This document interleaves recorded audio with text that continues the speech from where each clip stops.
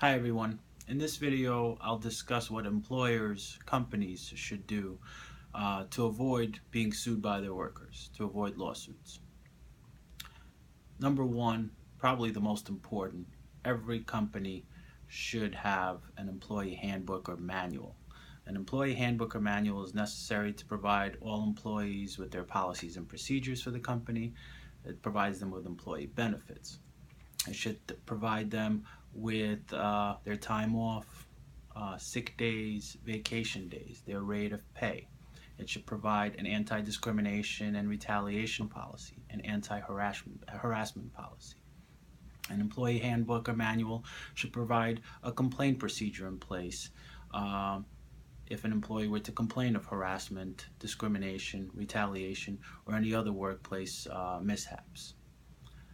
The employee handbook should provide a disciplinary procedure. If an employee is a bad worker or does something wrong, does the company provide for a warning prior to writing up the employee, prior to suspending the employee, or ultimately terminating the employee?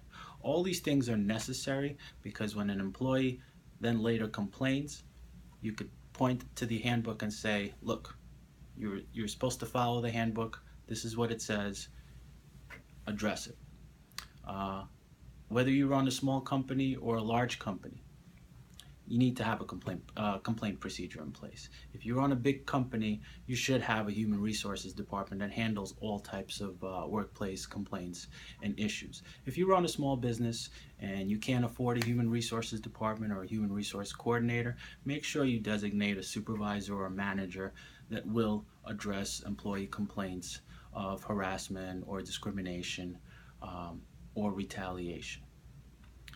You should provide training, no matter the size of the business. Provide training to all of your employees, and includes upper-level management and supervisors, about what are the pitfalls in the workplace. Avoid unnecessary conduct, avoid unnecessary jokes or humor that could offend someone based on their race, religion, or some other discriminatory class.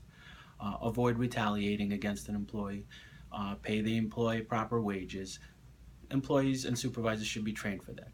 And I think last but not least, in New York, and I'm talking about the 5 boroughs, New York City, a company will be strictly liable for the harassment or discrimination of its supervisor, and a supervisor is defined as someone that controls the daily activities of his or her employees.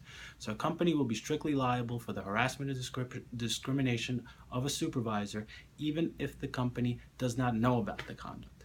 So be aware of that, train your employees, maintain a policy and handbook, and maintain a work environment free of discrimination and harassment.